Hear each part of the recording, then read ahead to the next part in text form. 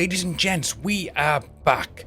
Welcome your lovely faces. So, we have a brand new body cam today for you guys, and, well, this one is kind of scary because, as you can see, you know, the video that we are going to be watching, the title from the video is "The Cops Had No Idea They Were Walking Into a Massacre."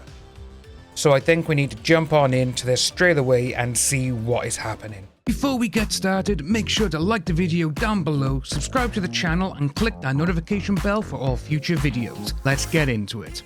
So this is from good old Explore With Us Bodycam Ewu, which they are some of the best on YouTube, along with good old Midwest safety. So we're just going to jump straight in, guys. There's two bodies. There's one right here. Go ahead and set the sword down for me, dude. When a frightened tenant reports gunshots inside his own home, deputies race to the scene only to discover a brutal double homicide. Oh, but as no. detectives begin piecing together the events leading up to the shooting, they unravel a story that defies all logic. I heard a creepy voice saying he wanted to do something to my dogs. On November 7th, 2025, in Bernalillo County, New Mexico, police receive a desperate 911 call from a man afraid to leave his bedroom. Tell me exactly what happened. Escúchame, estaba viendo televisión y oí unos disparos en el centro de la casa afuera. You heard them inside? How many shots did you hear? Promedio de 5 disparos por ahí, lo más, no sé. Vi a un señor y alguien que salió, pero no lo logro distinguir porque me dio miedo. Estoy encerrado. Oh, wow. Okay, I'm going to have the deputies go make contact with you. Officers are immediately dispatched to the residence. However, before they can enter the property, an unexpected encounter with an armed resident stops them in their tracks. Sheriff's office. You call, brother? Yes, What's going on, dude? I did my part. What's that? I did my part. You did your part. Yeah, for the Marines. There's two bodies. What? There's two bodies. There's one right here. Go ahead and set the sword down for me, dude. Down, brother. All right. Yeah, set the sword down. Do you have any other weapons on you? Yes, that's all. Guys, stop. Oh. Get your hands out of your pockets right now. Walk towards us. Is that a Walk gun as towards well? us now. Actually, I need to take. Walk towards us now. The man carrying both a sword and a handgun would later be identified as 25-year-old Alexis Hernandez. While deputies secure Alexis, a desperate cry from the home suddenly shifts their priorities. Oh my god, no. Go, there's a kid. Go. It's always horrible when kids are involved in these videos. I think because with a child, children are innocent. You know, they don't know what's happening or anything else. They're not intentionally doing anything wrong. They're kids, you know? But when I see, like, say, that at the end of the last one we did about 3 weeks ago, I think, where the boy who was the son, he was in the garage, and inside his family had been taken out, and everyone thought he was the shooter. I did, you know. In the video, I was like, you know what? Wouldn't it be a turn of events if he's not the actual killer? Turned out to be true. What's up, buddy? ¿Qué pasó? What's wrong, buddy? What's wrong, dude? What's wrong, dude? I hope he's not hurt. Where's your dad at? Where's your dad, buddy? The little boy appears too frightened to answer the officer's question. So aside from Alexis's claim that there are two bodies inside, the deputy has no idea what awaits him as he rushes through the front door. Who's all here, buddy? The deputy immediately discovers a body covered in blood. The victim would later be identified as Hector Rios, the homeowner. Nearby, the officer finds a second child still asleep in bed. Police escort both of Hector's children to safety. Come here, buddy. Come outside. Come outside, dude. Come here. As long as the kids are safe, I'll be happy with that. It's okay, buddy. Hey, buddy. Hey, come here. Well, apparently they take it. With both children safely in deputies' care, additional responding officers begin clearing the rest of the property in search of anyone still inside. We have one mouse bleeding his face down in the kitchen of the house. Sheriff's office, come out now! Come out now! Keep your hands up! Come out of the room now! Step up with rifle! Step outside right now! 2 men, including the 911 caller, eventually emerge from their rooms. What the hell's men are temporarily going on? detained, but officers know the most disturbing discovery may still lie ahead. We're gonna go check right now. You want to breach that door? Hey, dog. Watch there. Open door. Get that door shut. I'm on it. Go ahead. Sheriff's office! Here to go. Yep. We have another bed down. Looks like beaten the How many are in this house? Again, the title does state that cops have no idea they're walking into a massacre. But what the hell? Man, there's kids and there's other people. There's one guy in here. He's holding a gun. What's going on? The second victim would later be identified as Yorsace Toledo, another tenant of the residence. His body bears the unmistakable signs of an extraordinarily violent attack. With a See sword. this dead guy or this dead guy first? We'll start at the back. So literally right in here, and there's casings all along the floor. There's more when you get inside. There's 1, 2, 3, 4, 5, 6. Damn. Oh, wow. Yeah, he got lit up. That's not brain hanging from the ceiling, is it? No. No. I just saw something red like dangling. I was like, yeah. Oh my God. Yeah, we're at a minimum of at least 12 in here. Yeah. After examining Yorsace's body, detectives count roughly 12 gunshot wounds, an unusually high number considering the Glock that Alexis surrendered held only 6 rounds. But Yorsace isn't the only one riddled with bullet holes. Oh. Jesus Christ. It goes deeper. Holy hell. There's cases everywhere. All right. I haven't even seen poor Hector yet, dude. Pretty much easy to see kind of what happened.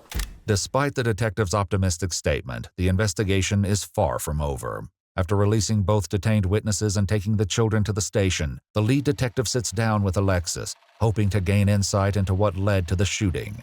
However, when asked about his living situation as one of Hector's tenants, Alexis's answer quickly takes an unusual turn.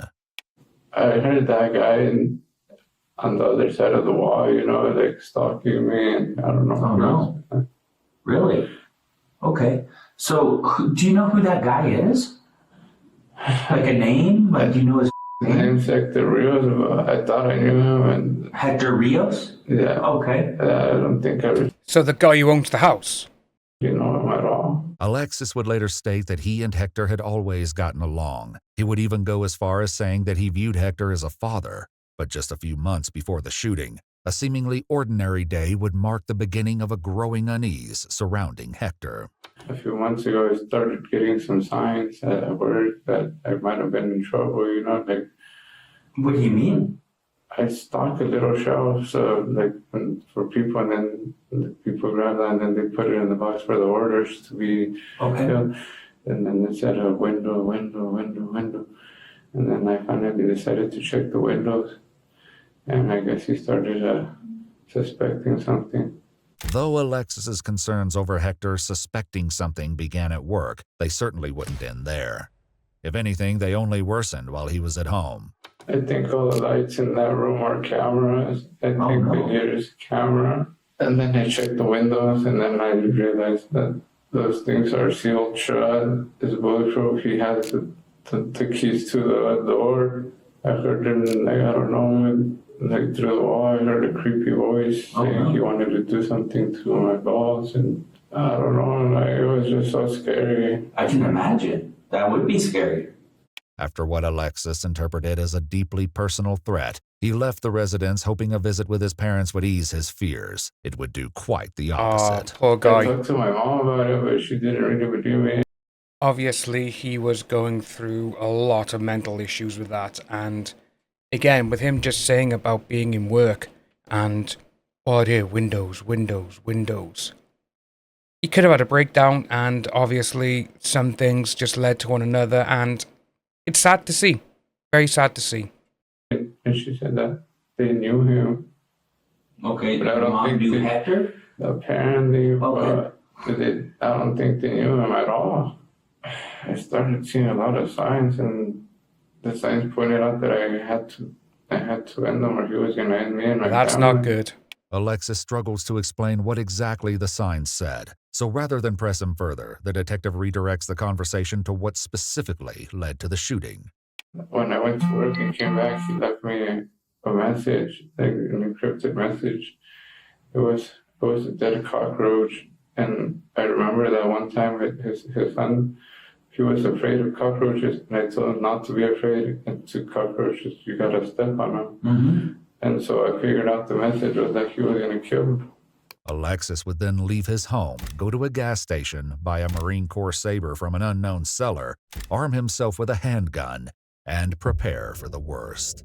So today, obviously, when this happened, what was Hector doing that made you think you needed to shoot him? He was taking me to the room. He told me to go with him, and the other guy was right behind me. I don't know, like there's no way out. Okay. Do you remember where you shot him at? I think in the head, and then I don't know, I just... Okay.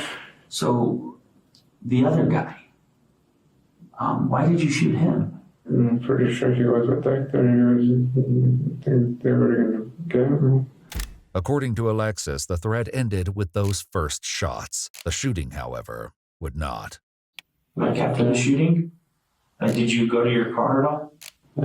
I went to reload and I went back, and again, I don't know, I've never done anything like that. I was afraid. So that's what we saw with the bullets. Say you can only hold 6 rounds, and that one guy, obviously, we saw he was just full of holes. Obviously, they just found out. He went back to the car to reload. Man, shouldn't there be checks for people like this? Or again, he may have got the weapon when he wasn't like this. Did you reload one magazine or both? Both.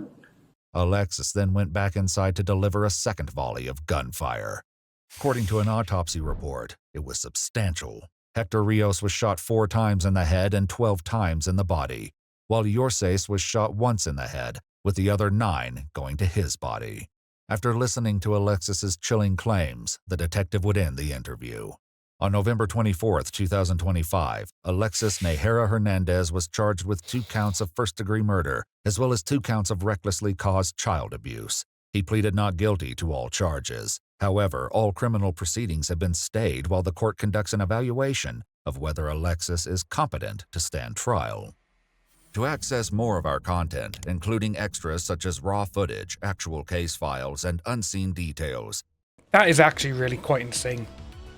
Poor guy, it seemed to be that he was having some mental issues, obviously, and seeing that he went in there and he started hearing voices.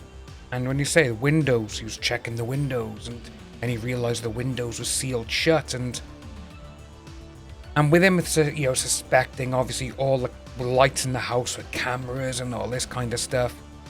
Poor guy there. Let us know what you think about this down below, folks. My mind with this is, it's kind of like pretty cut and dry. Obviously, like I said, the guy had mental health issues. That's what happened, and obviously with him pleading not guilty as well, they are going to find him guilty because, again, he's told the cops.